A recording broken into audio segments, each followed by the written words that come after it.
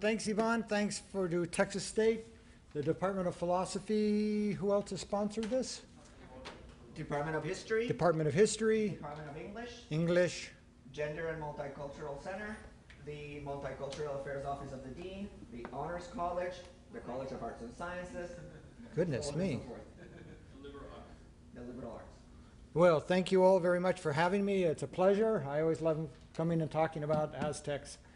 The title of this is Weaving the Cosmos. I guess I should have my name there. Let me see if I can get this.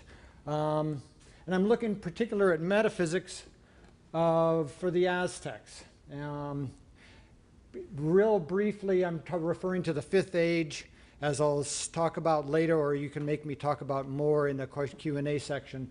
The Aztecs saw the history of the cosmos as going through 5 distinct eras, ages, or what I prefer to call sun-earth orderings. And we currently live in the 5th, and the 5th is the last one. So that was a cause of great anxiety and torment for the Aztecs. Let's see. This all works. So here's my understanding of metaphysics, just a brief, pretty neutral definition of metaphysics taken from Western philosophy. Theory of the nature, structure, and ultimate constituents of reality. So how's reality put together? So that's what I'm looking at. I'm talking about the Aztecs, but really, properly speaking, I'm talking about the Nahua, N-A-H-U-A, because the Nahua were the Aztecs were one amongst many Nahua, or Nahuatl, N-A-H-U-A-T-L, Nahuatl-speaking peoples in the Central High Plateau of Mexico. They just happen to be the most famous and the ones we know the best. The word Aztec, as I recall, was invented in the late 19th century. I can't remember the inventor, but it wasn't their term. They referred to themselves as the Mexica or the Tenocha. But sort of for popularity's sake, you have to put Aztec there, otherwise no one knows who you're talking about. But really, I'm talking about Nahuatl-speaking people in the high Central Plateau and in the Valley of Mexico in particular. So I want to look at how they put together the world. So I'll proceed. So I, like a lot of other scholars, argue that at the base, at the heart of Aztec metaphysics is this notion of teot. Right, the L doesn't get pronounced when it's at the end of a word. And they conceived teot as the sacred energy, power, or force. Its sacredness was a function of its power. And because of its power, it was awesome, it was worthy of reverence, it was frightening, it was amazing, and everything turns out to be sacred on this view. So there really is no sacred profane distinction as there is in lots of Western religions. We can talk about that more later. So you've got this notion that there exists only one thing. Ontological monism claims there exists only one thing. It's teot, this energy, this power, this force. Constitutional monism claims that everything is made up of, constituted by just one kind of stuff. So you have one thing in the world, teot, and everything's made up of teot.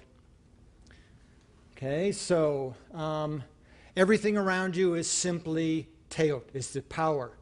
And everything that exists only because it has the power to make things happen. To be is to be effective, to be causally operative on this view. This sort of a view is shared throughout a lot of Mesoamerica. You can also find, I think, a view like this in indigenous North American philosophies. Okay, the metaphysics. The world is non-hierarchical. This contrasts with most Western metaphysics, starting with Plato and most Western religions coming out that are influenced by Plato. This notion that there's a great scale of being. As Arthur Lovejoy puts it, there's the higher and the lower. The higher you get, the more real you are, the more is you've got, the more reality you've got. Think of Plato, you've got the forms. They're permanent, eternal, everlasting, immutable. They are the really real, and down here it's the semi-real. It's a realm of appearances. So you've got this hierarchy. In religions, the higher up you go towards the transcendent, towards God, the more real you get. The more you come down here, the more illusory you get. But this is radically non-hierarchical. So one of the fun things, for me at least, with my training in Western metaphysics, is trying to flesh out lots of concepts when you've got a view which is radically non-hierarchical. There will be talk about layers of the cosmos, but the layers are not hierarchically ordered. There's not an ontological distinction between higher and lower animals, higher and, God, angels, animals, humans, animals, plants, rocks, that sort of thing. Oops. Oh, I don't want to. Okay. Given that this tailed is this sacred energy, power, motion, it's always in motion. So we've got what Western metaphysicians call a process metaphysics, which is to say that the reality is ultimately a process.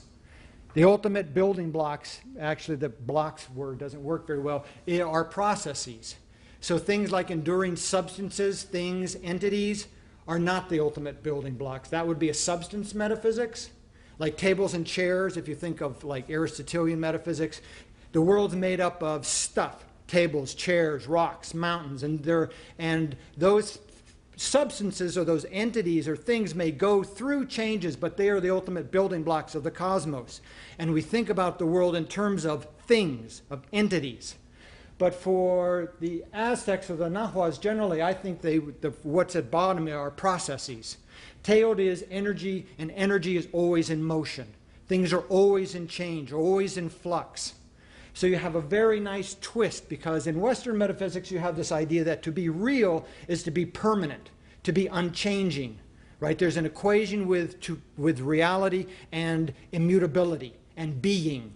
Right? Think of Plato's forms, think of God. They're there, they're unchanging, they're immutable. They don't become, they don't develop. They are perfect in that sense. Yeah?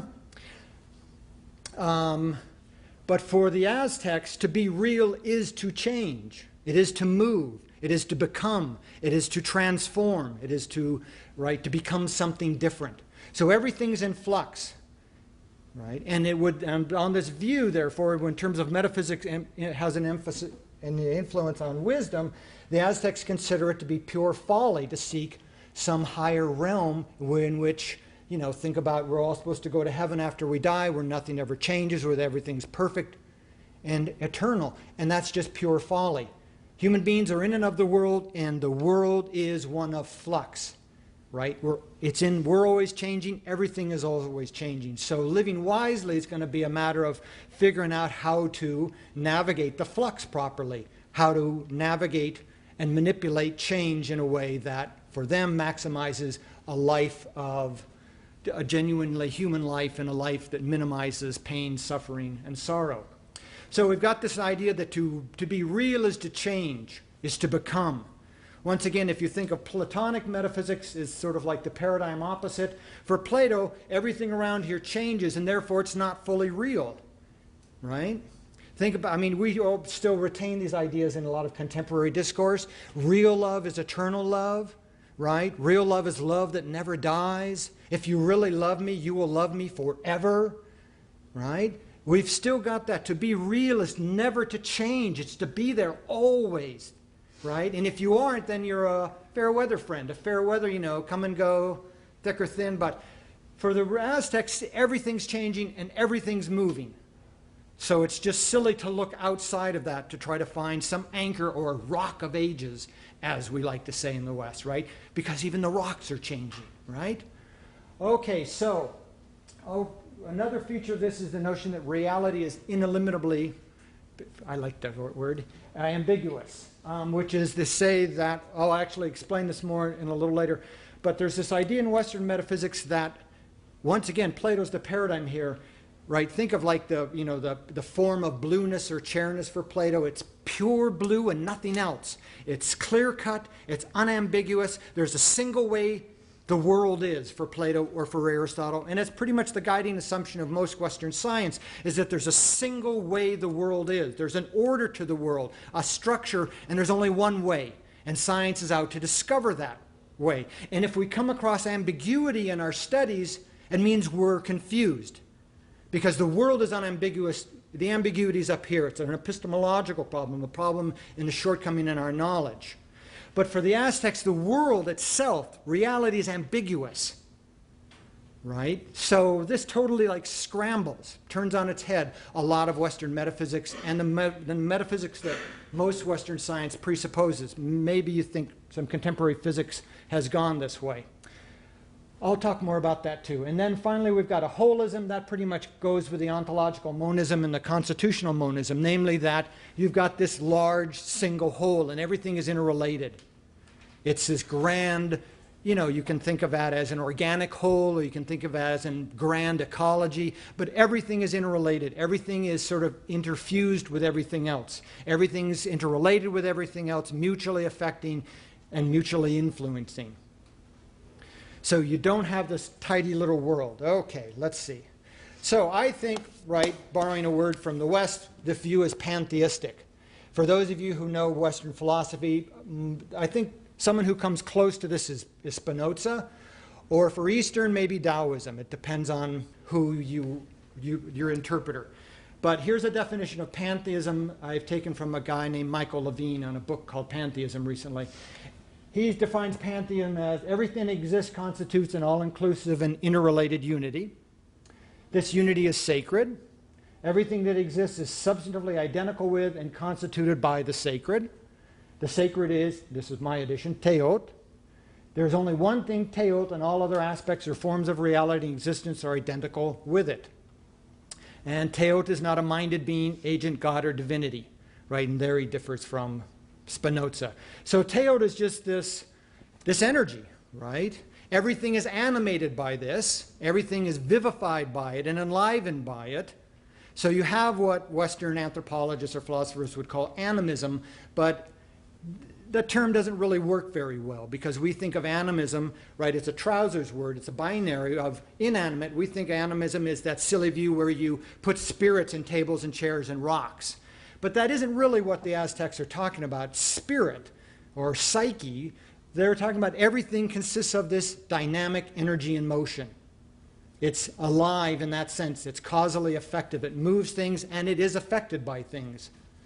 Even rocks, trees, mountains, oceans, they're alive and they've got power because they affect one another and they even affect us in perception. So they've got power and energy. So everything is, on this view, animated with scare quotes around it, and sacred. A very interesting, one of my favorite sort of chapters in Aztec philosophy, I'm sort of going from the talk here since Ivan gave me more time. They're one of the various so-called gods of the Aztec pantheism I don't think are really gods. I think this whole view of the Aztec pantheism is an invention of the first Franciscans and Dominicans who went there. And they went there and they tried to understand the Aztecs in terms of what they knew best, and what they knew best was the Roman pantheon. So they started likening all the so-called Aztec deities or divinities in terms of Jupiter or Mercury, and they carved them up. But it turns out that the various Aztec deities are in fact just names for sort of clusters of what we would call natural processes. So like Tlaloc, Tlaloc, is just a name for a cluster of natural processes. I hesitate to say natural because natural is the trouser words with supernatural, and there is no natural supernatural distinction on this view. Everything, well, they don't make the distinction. They would see it as a false distinction. The world around us is not nature as we understand it. Because there is no supernatural realm far away where the gods live. This is where everything is. This is where Teot is. You're in the middle of the supernatural/natural all the time. So the names of various deities like Quetzalcoatl or Tlaloc just name clusters of energies.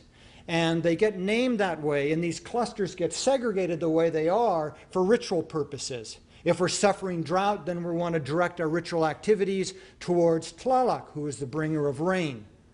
Okay? And through these ritual activities, they're not ritual in the usual anthropological sense of sort of mindless, repetitive activities. They're avenues or they're means by which the Aztecs causally participate in the cosmos. Human beings have an ability to make things happen, to affect the world, maybe like we think global warming is. So what they do is they carve out from this big total whole particular manageable aspects for ritual purposes. And they give it a name. And that just, I think it's just a name for this cluster, and it's useful for ritual purposes. But at the end of the day, and as most Mesoamerican scholars point out, they all bleed or fuse into one another after all. They're all ambiguous. They all have everybody else in them. It's all very, very blurry. There are no clear-cut distinctions. One of these, my very favorite, is, I guess it's a she. She's primarily gendered female, is called Tlatzol-Teot. And Tlatzol, Tlazol, and then Teot, it means basically sacred filth. And Tlatzol-Teot is all about filth. It's about excrement, about mucus, about things that are disordered and ill-placed and stuff out of place, like blood on the, no, not blood, I won't leave blood out, about mucus, semen, everything that's worn out, filth, humus, excrement, all of this stuff is, you know, it's basically shit, yeah? Okay, so this deity's name is basically sacred shit. And you go, wow, shit, how can that be sacred? But, I mean, if you think in Western Christianity, the sacred's up here with God, and down here in the moribund of the physical world, it's all basically profane. Why is it profane? Because it's filthy and dirty. But the Aztecs have this very keen sense of ecology, our term, that of course you can't have plants and you can't have life without humus. You need excrement. You need the fertilizer for your plants. So of course that stuff's sacred. It's part of this whole cyclical whole. You need that stuff. So Tlatzol-Teot is sacred shit. Shit is sacred, right? You need that stuff in order to live. And it plays a vital role in the overall ecology of the cosmos, and it's therefore sacralized. So that, I mean, I think very dramatically illustrates how there is no sacred profane distinction as we understand it coming out of the West. Everything is sacred, even the stuff on the floor, dirt, filth, you know, poop, mucus, anything sort of like disorderly, messy, sloppy. You need it. Okay, so everything is basically sacred. And if there is going to be what we would think of as a sacred profane distinction, it ends up being unpacked non-hierarchically in terms of whether or not things are well arranged or poorly arranged. And the Aztecs are obsessed with arranging things, with ordering things. And the better ordered it is and the better arranged it is, the more sort of sacred it is. We have a horizontal continuum where the badly arranged, the mal-arranged, and the disordered over here, and the well-arranged over here. And they're always trying to keep things together, keep stuff in place, well-ordered and well-arranged. Okay. One of the key pieces or components of Aztec metaphysics is this notion of an enamic. And literally in Nahuatl, the S is my addition, enamic means its match. And so, for a lot of this work, what I've been doing is going back to the conquest era sources in the dictionaries and pretty much doing what I learned a long time ago, is linguistic analysis and conceptual analysis, looking at Aztec, Nahuatl concepts, seeing how they're used and trying to unpack their metaphysics from their language, from the concepts. So enomics is this notion of a match, and everything in the world has a match. I mean, you think about, you know, your sparring partner or a tennis match, you're a boxing partner. There are various things you mate your match. There's this idea that things are matched up with something else. So they're matched, polar is my word, forces that are simultaneously mutually complementary, mutually arising, mutually interdependent, and mutually competitive. And then they're also alternatingly dominating. And they're neither, by Western logical definitions, contraries nor contradictories. So you've got a variety of, I'll give you examples here, like male-female. You've got everything in the world it consists of both male-female components. No matter how you divide me into various parts, each one of my subparts has a match. Even my male viral member, as they say, has a female component to it. Everything has both. So here you have this notion of this irreducible, ineliminable ambiguity of things. Everything is both things at the same time. But they're both things in a very odd way. These things, let me give you a picture and I'll go back to here. Here's a very famous life-death mask. These are duality masks. You can get them in Mexico all the time. But this one comes from Tlatelolco, just north of Mexico City. And what the Aztecs are trying to do is try to show you that life and death are enomics. They're mutually arising, mutually interdependent. And what's the other word I want? Mutually complementary. They form a single whole, which is this unified duality, or a sort of a dualized unity. And this figure is trying to show you that life emerges from death and death emerges from life. And that you can't have life without death and you can't have death without life. That's why the silly of eternal life where nobody ever dies is just foolish. Without something dying, we don't live, right? Every time you eat, you're killing something. Life depends upon death. So life and death are always going back and forth like this, much like some people think yin and yang do in Taoism. But you've got this notion of this interdependency, that you can't have one without the other.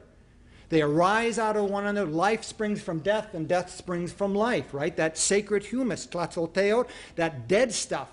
Life emerges from that stuff, right? That it's fertilizer.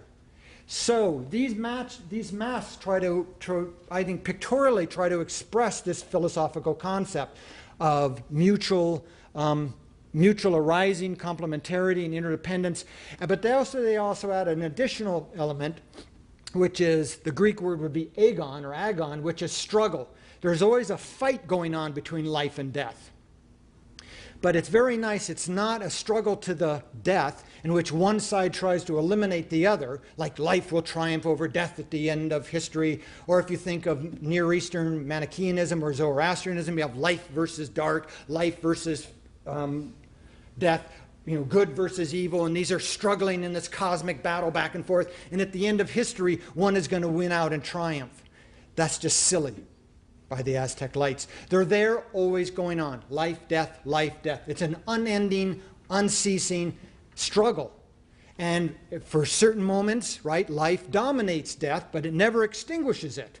Because without death, you don't get life, right? And death will momentarily triumph and dominate life, but it can't do that permanently, and it can't eliminate life because you don't get death without something alive dying. So you've got this agon, or this struggle going on. So the history of the cosmos and the history of everything around you is this constant struggle between these enomics. So we've got a variety of enomics down, sort of, they're male, female. I've used a tilde from Spanish to refer to the relationship rather than a slash or a dash. I picked this convention up from, I can't remember who. But it's a way of saying that, they're joined with one another. They're matches of one another. Life, death, hot, cold, light, darkness, dry, wet, order, disorder, being, non-being, arrangement, derangement. So being and non-being, they're always going back and forth. Life, death, they're always going back and forth. And they're not going anywhere, right? We've got here, it's non-eschatological, it's non-teleological. This process isn't going anywhere. There's no end to history. There's no telos, no purpose, no final destiny. There's just the endless, right, going back and forth between life, death, being, non-being, right? It just goes on and on and on. We're going nowhere. But a lot of, Westerners freak out at the idea that, history's not progressing to some point, but it's really no more upsetting than just the change of the seasons. Right? Winter, spring, summer, fall, winter, spring, summer, fall, winter, spring, summer, fall, winter, spring, summer, fall. Do you freak out when you go, wow, oh man, winter? There's no end to this stuff. And then spring, it just happens. For them, it's just a wet and a dry season, right? Wet, dry, and it just goes on, right? And the yin-yang circle with a little S curve in it. If you were to animate that and put it and roll it, that's pretty much what I think Lao Tzu is trying to talk about. So these enomics represent two aspects or facets of Teot, just in the way that mind-body are different aspects or facets of God for Spinoza. They're not two different substances. They're not essentially different. Okay, this is still Teot. And it's just a brute fact about the cosmos that Teot expresses itself this way, presents itself this way. Right? After that, there is no why. That's just the way it is.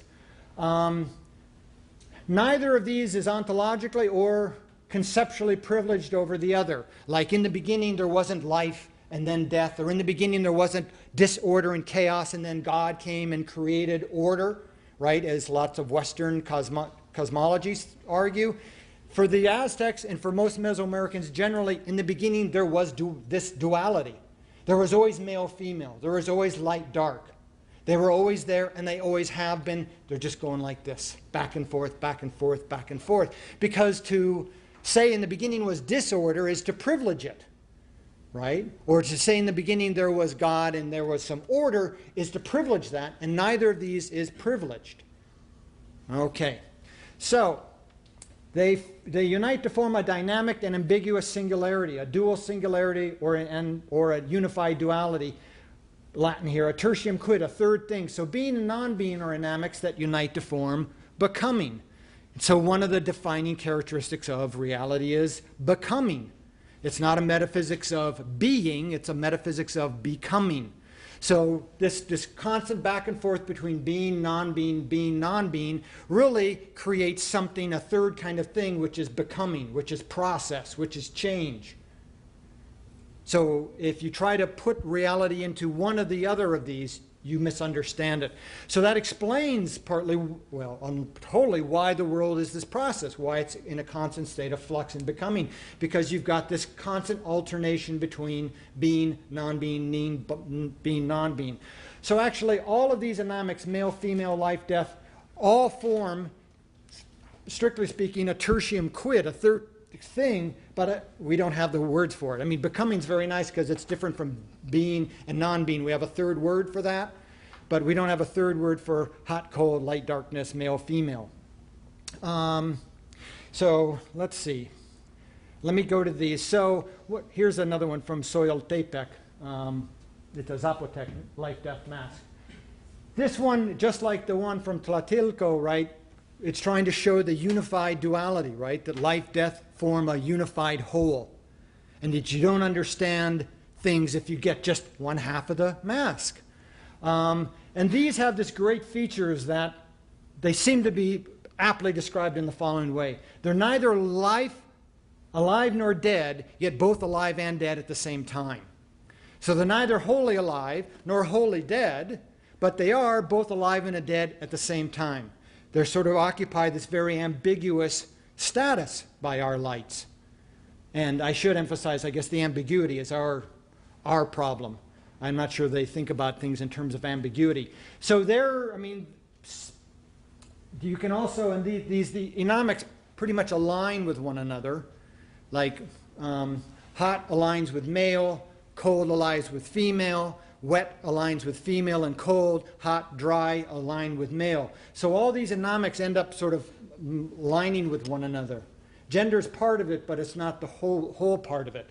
And it turns out that everything is interrelated in these ways. And you and I are all interrelated. I can have, and things are very flux. I can have a match, for example, as a man of the house, I'm sort of a male related to my wife, who's a female, my female dynamic. Let's see. If I'm from Tlaxcala and I'm a warrior who goes to battle with the Tenochtitlan, the Aztecs, I am now a female because the Aztecs view alien warriors as female.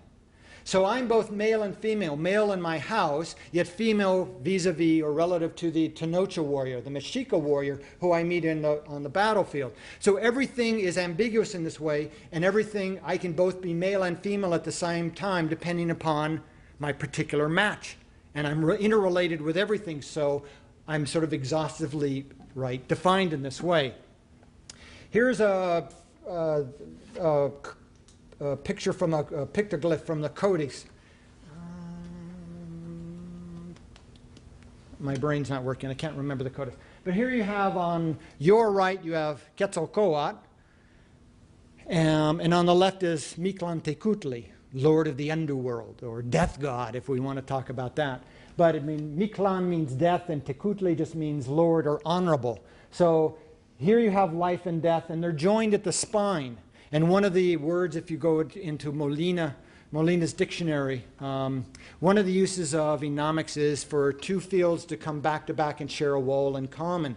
So in this way, I think they're trying to, portray, depict, convey the idea of this agonistic enomic duality, that these things are linked together by the spine. They share a common backbone. Oftentimes they're depicted facing one another, and that's a very other common motif for depicting enomics, face to face. Husbands and wives are commonly depicted facing one another in the codices. Do I have any more of these? No. Okay, let's see. So at the very bottom, we've got the following are not included in these enomics. One, good and evil. So central to Western religion and metaphysics, this notion of good and evil, they're just not there. They're arranged things and they're malarranged things. They're ordered things and disordered things, but there is no such thing as goodness or evil as such. They're just not part of their worldview, their horizon. That's a big difference. Because, death isn't good and death isn't evil, right? Death is both good and bad, right? At least from a human point of view. We don't want to die, but also we need it because we got to eat. Okay, balance and imbalance aren't enomics. Balance is the tertium quid, like becoming, and it's between two imbalances. Balance is this dynamic notion, unlike, I think, at least one way of interpreting the Greek notion of the mean is that it's a static in the middle. If you think about hitting the right note, if you think about courage as being in between